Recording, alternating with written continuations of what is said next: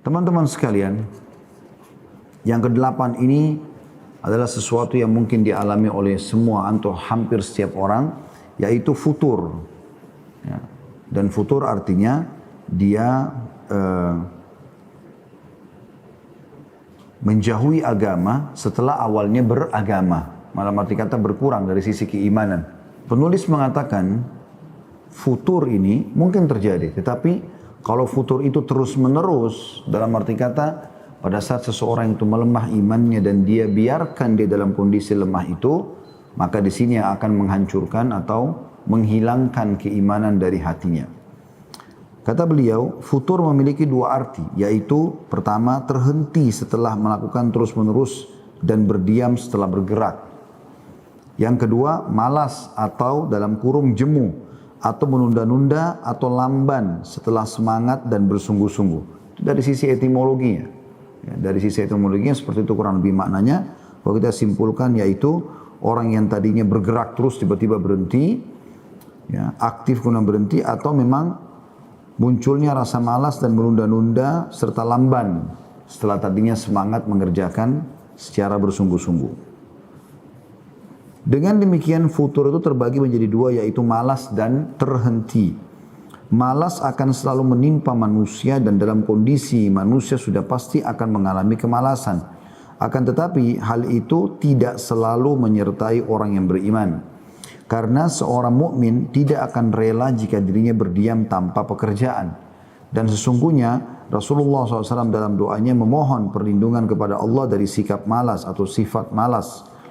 Dan dalam doanya beliau bersabda, Allahumma inni a'udzubika minal ajzi wal kasal. Ya Allah, sungguhnya aku berlindung kepadamu dari semua sifat lemah, dari setiap sifat lemah dan juga malas. Sedang yang dimaksud dengan berhenti atau tidak aktif adalah terhentinya seseorang dari bekerja.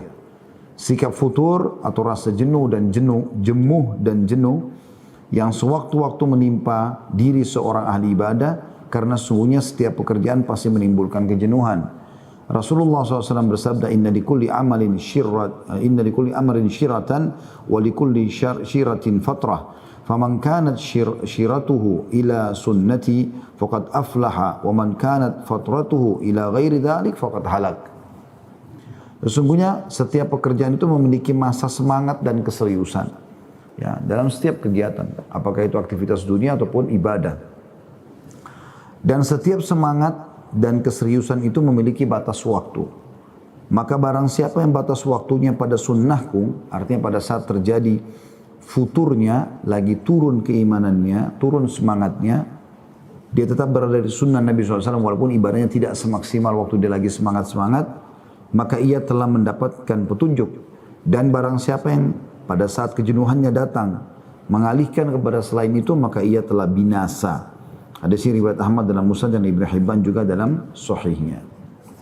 Teman-teman sekalian, kita coba menyebutkan dulu tentang masalah futur ini yang merupakan sebab lemahnya iman, dan dia juga sendiri punya sebab-sebab. Yang pertama tentu apa yang disebutkan dalam hadis tadi. Memang ada titik klimaks di mana kita kalau mengerjakan sebuah aktivitas rutin, kalau itu aja terus monoton akan muncul kejenuhan. Maka ini bisa terjadi. Tetapi barang siapa yang pada saat dia lagi jenuh, misal dia sudah mengerjakan sholat malam 10 tahun, dia rutin aja mengerjakan itu, maka bisa saja pada satu hari dia malas, dia jenuh. Syaitan menggoda dia. Di saat itu justru sebenarnya dia harus mempertahankan walaupun dia tidak sehusyuk sebelumnya. Maka siapa yang berada di atas sunnah seperti itu, tetap dia mengerjakan, tidak meninggalkannya, maka secara otomatis dia pasti akan mendapatkan petunjuk. Ya. Karena nanti imannya akan naik lagi. Seperti itulah. Dan dalam sebuah pepatah bahasa Arab dikatakan, likulli syai'in idza ma tamma nuqsan.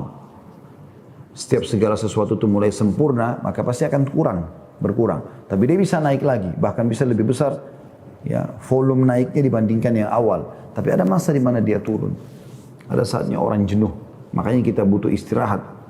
Ada variasi kehidupan. Ada saatnya kita tidur, ada saatnya kita makan, ada saatnya kita ngobrol, ada saatnya kita beribadah dan seterusnya. Jadi orang juga akan jenuh kalau dia baca Quran dari pagi sampai 24 jam. Al-Quran aja, dia nggak mengejar yang lain. Tapi kan kalau dia variasikan dengan cara membaca zikir, dengan cara sholat duha, dengan cara silaturahim keluarga, dengan cara mendengarkan majelis ilmu, dengan cara jenguk orang sakit, dengan cara membantu orang-orang yang susah dan seterusnya. Variasi ini nanti akan mengobati kejenuhan yang pertama tadi, yang kita sebutkan atau sebab pertama, yaitu sampai pada tingkat ya di mana dia sudah sampai pada tingkat yang sangat tinggi, terus tiba-tiba akan turun. Tapi itu tidak akan drastis insya Allah selama dia berada di atas sunnah Nabi SAW. Tapi siapa yang biarkan pada saat dia lemas atau dia malas, dia turun, drop, maka sulit sekali untuk dia naik. Makanya Nabi SAW mengatakan kalau tidak di atas sunnahku, dia tidak pertahankan apa yang sedang dia kerjakan, maka akan hancur dan binasalah dia. Sebab yang kedua, tentu di sini yang sebab pertama ini teman-teman bisa kita obati ya dengan memvariasikan ibadah tadi saya bilang. Memvariasikan ibadah ya. Karena dengan memvariasikan ibadah, contoh misalnya doa iftitah. Kan cukup banyak yang dinukil dari Nabi SAW.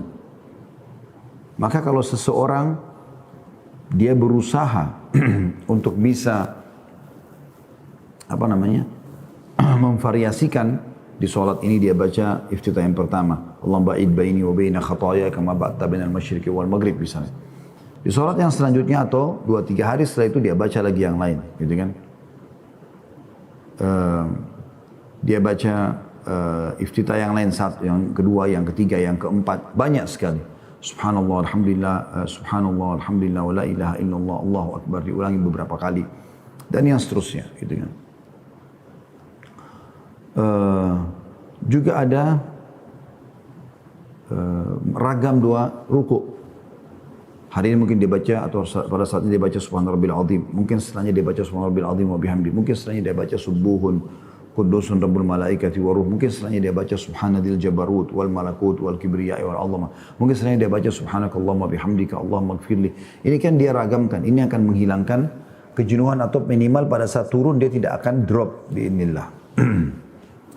Yang kedua, yang menjadi penyebab terjadinya futur itu karena hati seseorang masih bercabang antara dunia dan akhirat.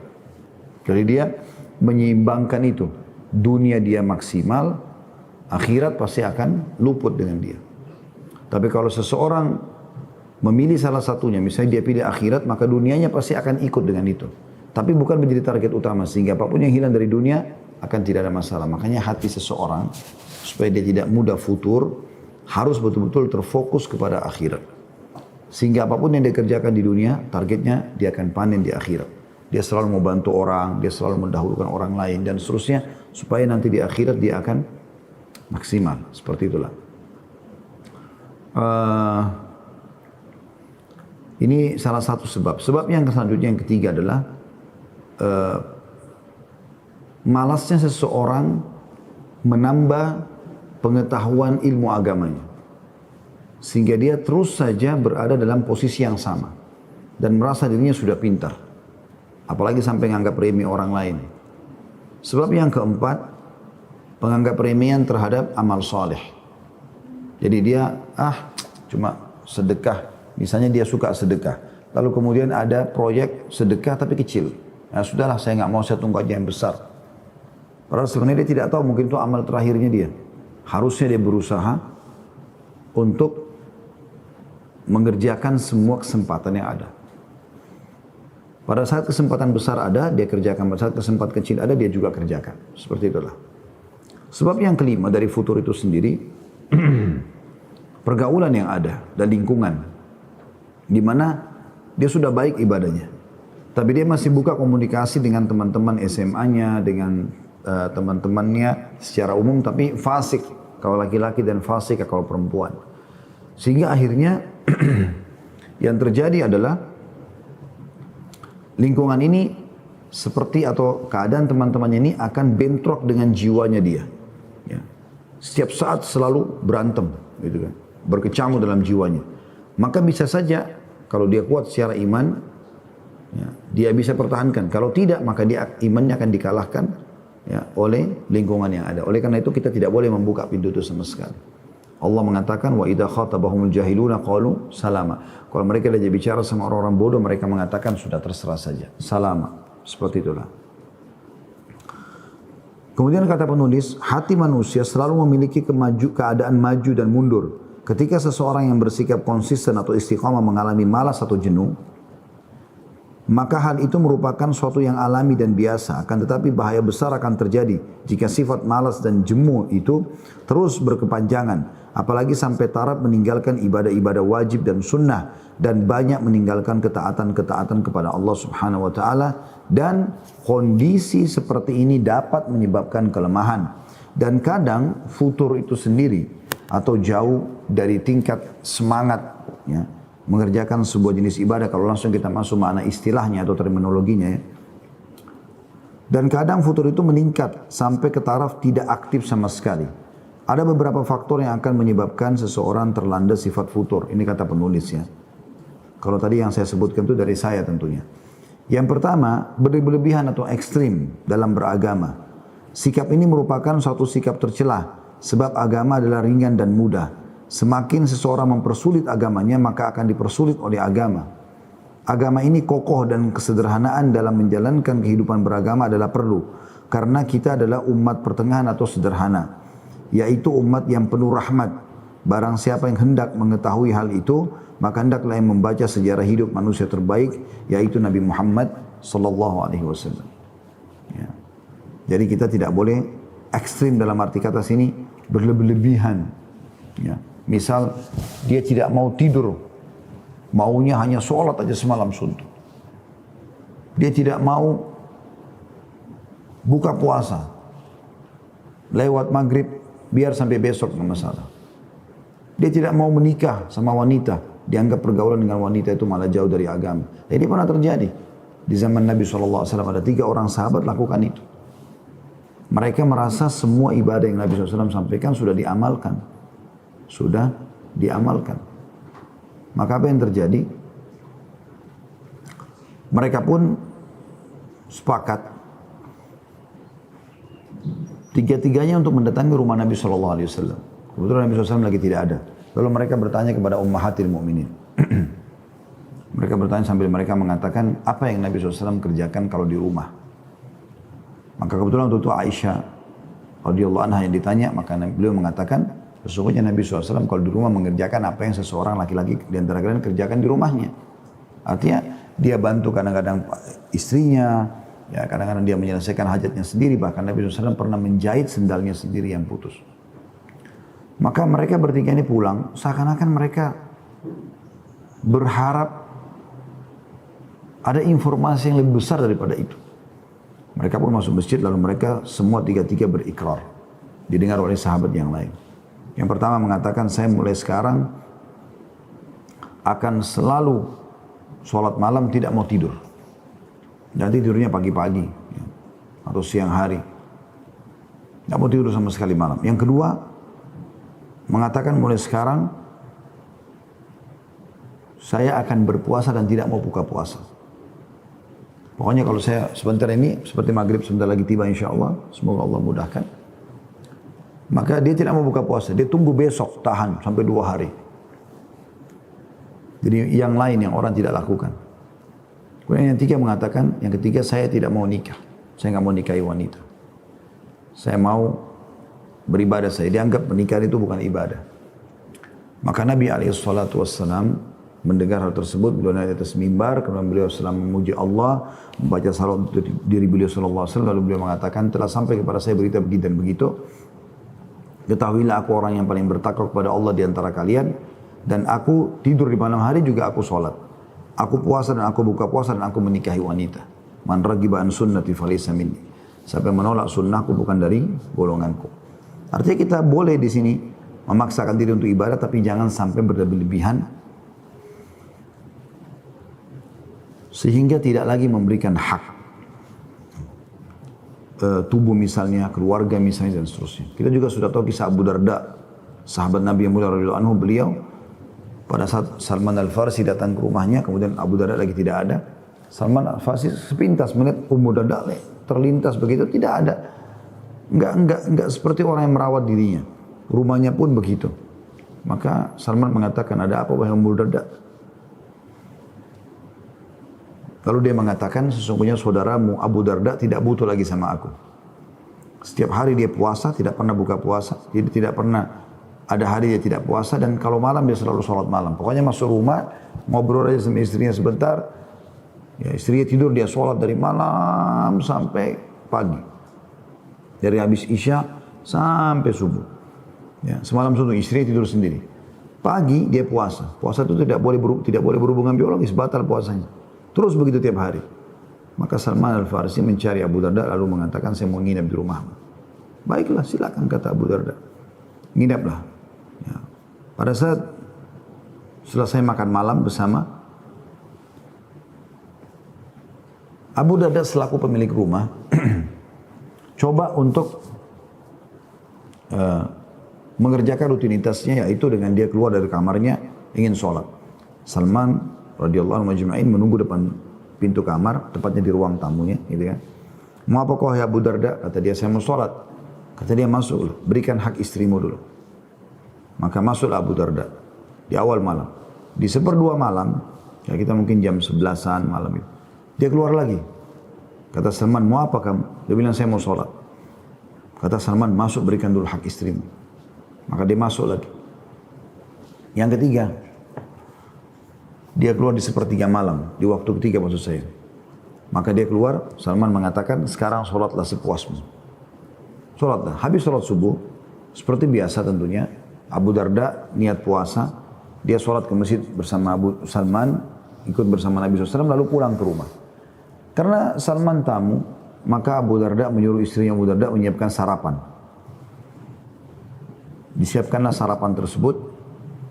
Kemudian Salman waktu dipersilakan makan, Abu Darda bertanya, kenapa kau nggak makan? Dia bilang, saya lagi puasa. Kata Salman, saya tamu, wajib kau hormati. Sementara kau sedang puasa sunnah, batallah. Maka Abu Darda pun membatalkan puasanya. Setelah itu rupanya dia terganggu. Dia mengatakan, saya akan laporkan ini kepada Nabi SAW. Maksudnya kok bisa sholat malam saya berkurang waktunya, plus lagi saya harus batalkan puasa sunnah saya hanya karena hormati tamu. Maka Salman pun ikut bersama Abu Darda radhiyallahu anhu majma'in menuju ke Nabi SAW, dan ternyata Nabi pun membenarkan Salman sambil mengatakan, a'ti kulladzi haqqin haqqah. Nasihati Abu Darda radhiyallahu anhu. Berikanlah segala sesuatu haknya, kata Nabi SAW. Dan ini semua tidak boleh kita anggap remeh. Kita harus bisa membagi semua itu, karena itu sebab daripada futur itu sendiri. Kemudian yang kedua, kata beliau penulis ini, berlebihan dalam melakukan hal-hal mubah, yaitu dalam hal makan, minum, berpakaian, berkendaraan. Setiap kali manusia melampaui batas dalam melakukan suatu perbuatan mubah, maka ia telah kehilangan nikmat ketaatan. Karena orang yang melampaui batas dalam hal makan, minum, berpakaian, dan berkendaraan, serta perbuatan mubah lainnya, maka ia akan terserang wabah penyakit malas. Dan ia merasa berat dalam melaksanakan ketaatan, di mana semua hal itu akan menyebabkan futur atau dalam kurung lemah semangat. Syakik Al-Balkhi berkata, ibadah adalah pekerjaan, kedainya adalah khalwah atau menyendiri, dan alatnya adalah rasa lapar.